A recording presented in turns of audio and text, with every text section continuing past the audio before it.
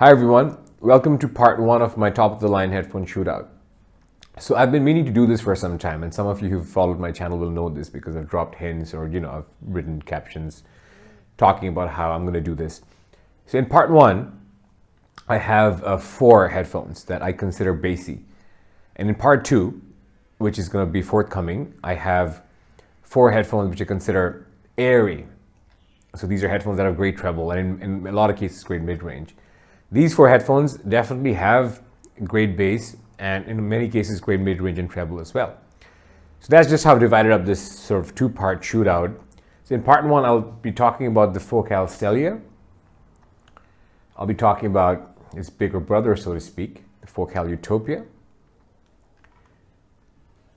In part one, in today's part, I'll be talking about the Audeze LCD5. And last but not the least, I'll be talking about the bass monster, the BIS 1266 5TC. So without further ado, to sort of jump right in, a quick word on why I'm doing this. So I'm an audiophile first, right? And a reviewer second. I review just for fun. It's not professional in any, by any means. So I, as an audiophile, love consuming rankings. I love rankings of Resolve, Clinical, and a bunch of other people who I think have done rankings. I don't necessarily agree with everything they've said. I mean, I've owned high-end headphones for a while, so I have my own take on these high-end headphones. And I do think you get a different perspective as an owner of headphones, which is not necessarily better or worse. It's a different perspective.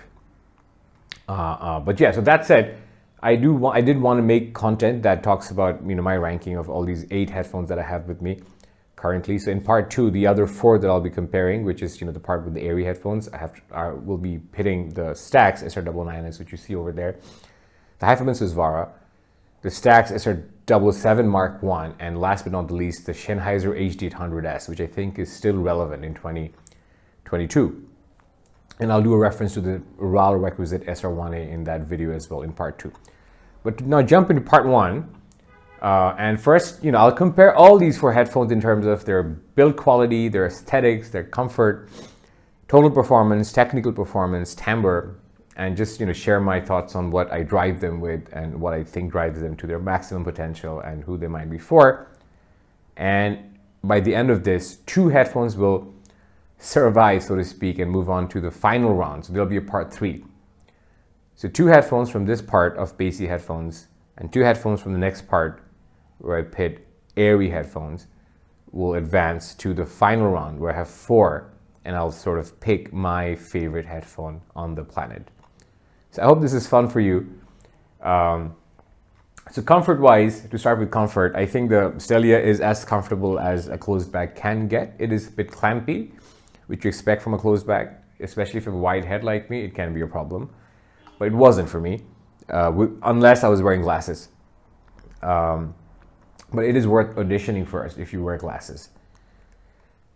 The Utopia is famously comfortable. I've talked about this on some posts on Headphone. I love how the Utopia feels on my head. I've done reviews of this or comparisons of this with other headphones. And it's very light as well. So yeah, I mean, it's a very traditional form factor. Love it, love it, love it. Love the comfort. And the LCD5 is not a comfortable headphone. They have a wider headband, which I'm waiting to receive, but it's clampy. And I think over time, I've become less patient about its clampiness and its comfort or lack thereof. Initially, I didn't care as much because I love the sound, but perceptions change over time. For comfort, the BIS TC is fairly comfortable. It's not as bad as people think it is. I can deal with the weight. It's got great weight distribution and I can wear it. I've worn it for hours. I can't wear it as long as I can wear the Utopia, so that's there. To rank these in terms of comfort, the Utopia would be 1, the Stellia would be 2, the TC would be 3, and the LCD5 would be 4. Now, build quality. So they're all greatly, amazingly built headphones, I think. It's tough, but I still think the BIS would be number 1. It just feels more premium and sturdy. Followed by, I think, the LCD5. And this is just based on reputation to some extent because, I mean, it's a new headphone. There have been no failures yet. It looks premium, feels premium. This does feel premium. It's got a bunch of, premium materials here, including carbon fiber, leather, But this has had issues of driver failure. Not my unit, thank God, no. But a lot of Focal Utopia owners have struggled with driver failure issues. Focal has resolved a lot of them, I think, but you know, it's still worth pointing out. The Stellia, I think, is slightly more durable in that sense if you go by data. Not data per se, but by anecdotes of people's complaints. So I think build quality wise, the BIS would be 1, the LCD5 would be 2, the Stellia would be 3, and the Utopia would be 4. Aesthetics wise, it's difficult, but I still think, because it's subjective, the Stellia is a very pretty headphone, possibly number 1. For number 2, I really love the TC aesthetics, but I still give it to the Utopia, because I think the Utopia is beautiful.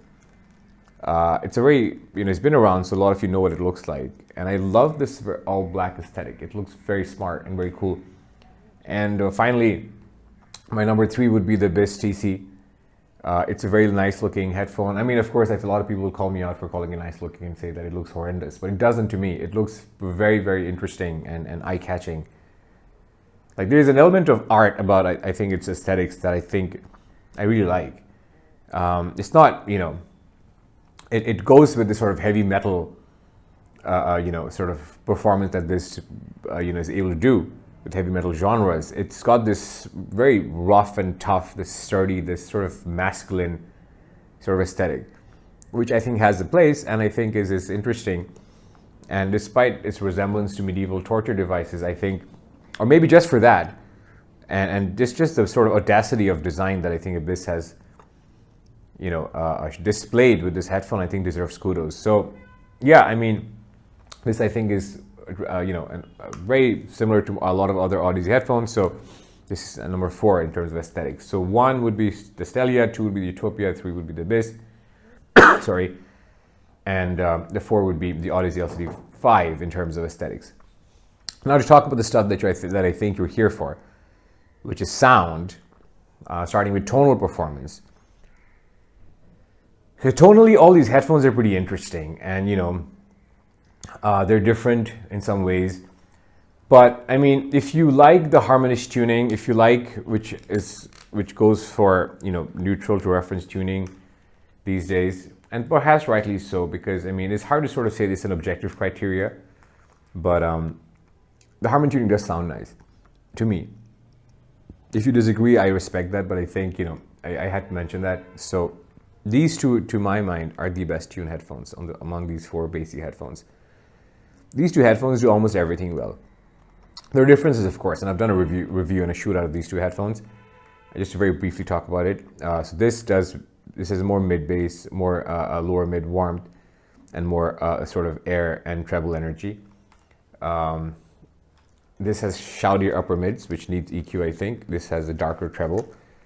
But overall, it does graph well, if that matters to you, and you know, it could use some elevation and some dips here and there, but overall, these 2 are the best tuned headphones, I think. Here, the Stellia is nicely tuned. It's somewhat warm, it's much warmer than I think what neutral is, both because of its treble roll off and also because of how much bass it has, and it's also a mid-rangey headphone, which I think works really well with a whole variety of genres.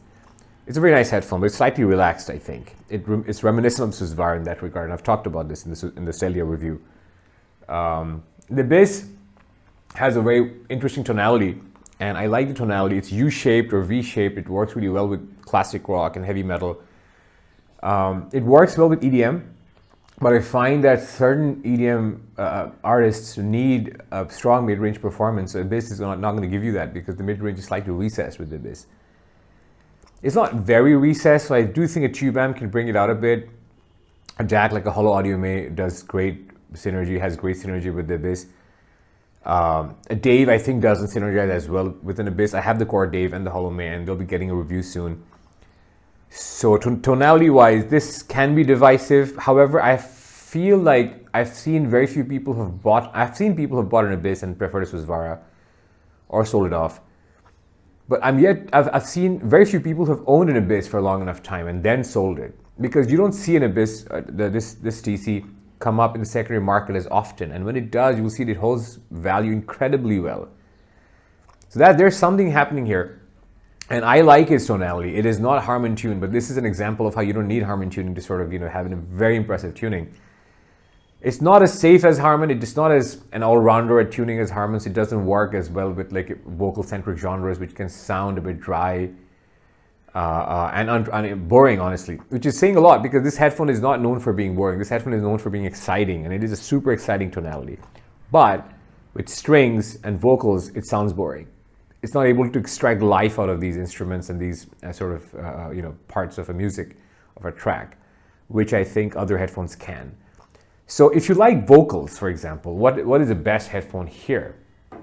If you like vocals, honestly, it's a tough one, because the Stellia, the Utopia, and the LCD5 all do vocals well. I think this has slightly more warmth and naturalness in its vocal presentation. So off the stock tuning, I would say that this has the best vocals, but not by much. The LCD5 comes really close. I wouldn't give vocals, the LCD5 the #1 spot for vocals, only because it's attached shouty. Yeah, and it can be somewhat drier than the Utopia, but it's not a dry mid-range at all. It's a very reference mid-range with some shout. If you like bass-centric genres, I think you like the LCD5. It does bass really well, especially when EQ'd. Even when not EQ'd, it has some of the best, tightest, snappiest bass, which I'll talk about in the technical performance section. The Stellia is obviously a closed back, so it's harder for it to compete with open backs, but I still thought it needed to be included and mentioned in this review just out of respect for how great it is. Because it can be someone's final Summit Fi headphone, right? If you don't want to spend more than what it goes for. It's pretty good all-rounder, tuning-wise as well. But yeah, I mean, and of course the bass king is this, so if you like a lot of bass for days, if you like classic rock, it does so well with classic rock.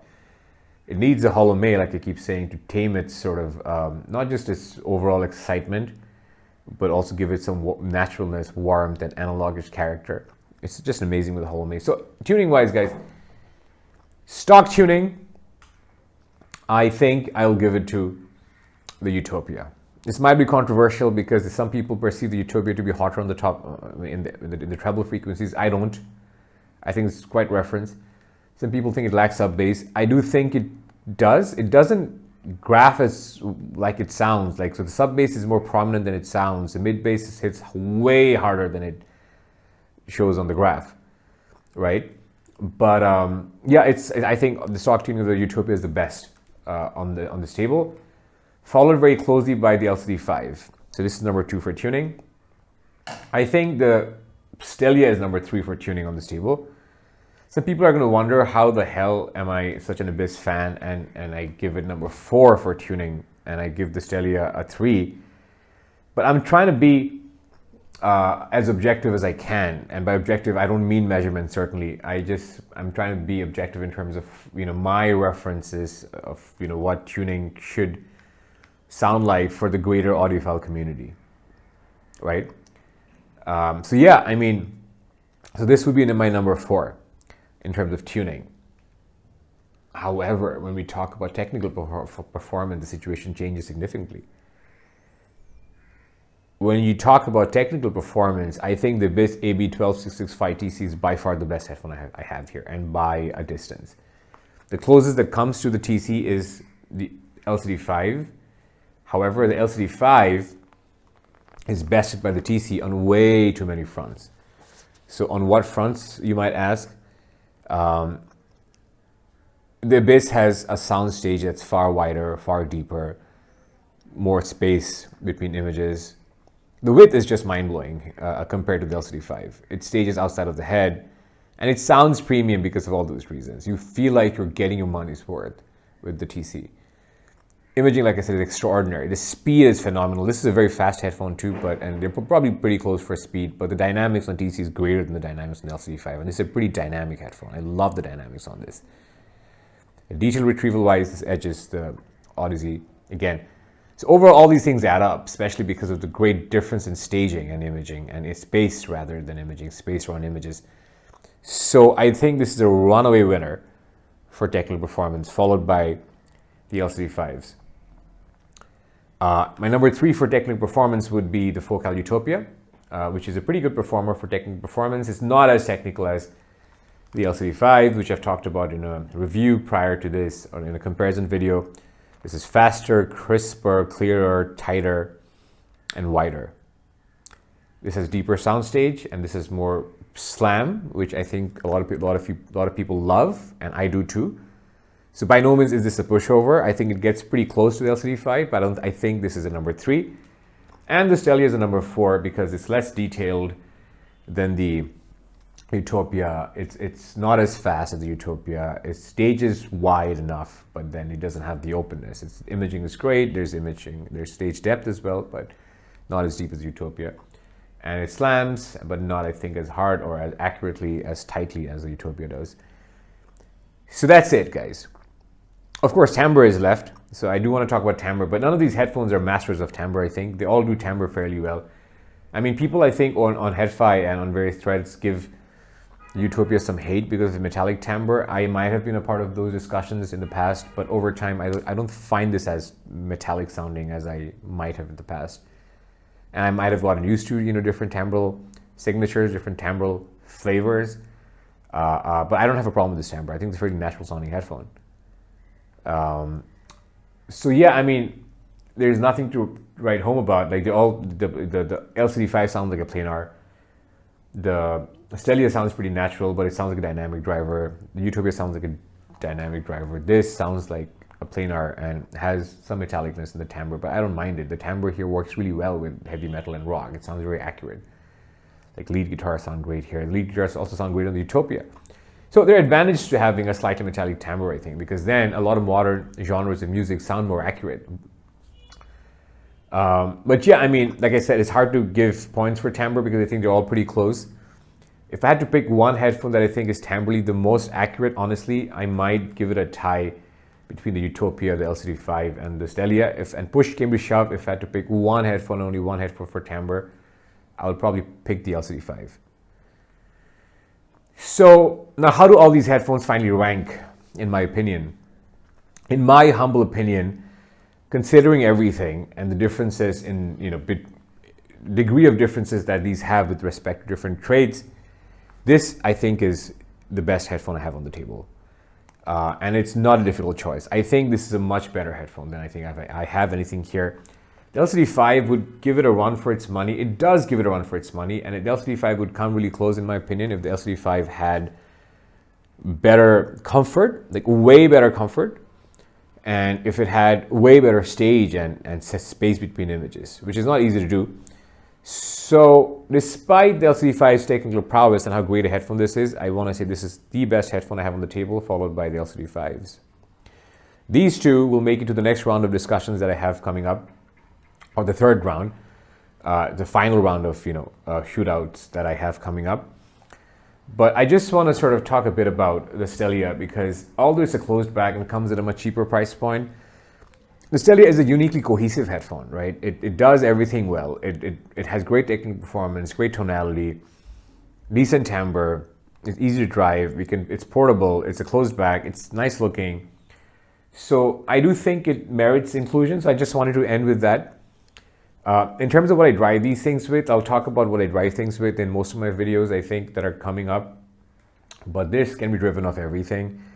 A DAB does it justice. It does scale a bit with higher quality amplification. The LCD5 can also be driven with a lot of different sources. Some people like a tube amp with it. I've tried solid state and like it with solid state as well. A tube amp does make it sound slightly more spacious, so that's there, and maybe takes the edge of the upper mid-range shout.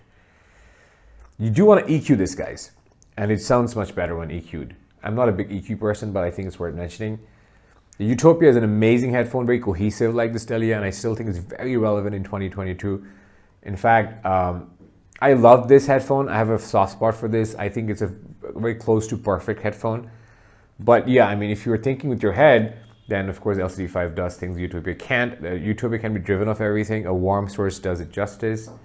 It's not bright necessarily, but I think it does take to warm source. It accentuates what's good about the Utopia, like, certain amount of mid-range warmth that it has and all those things.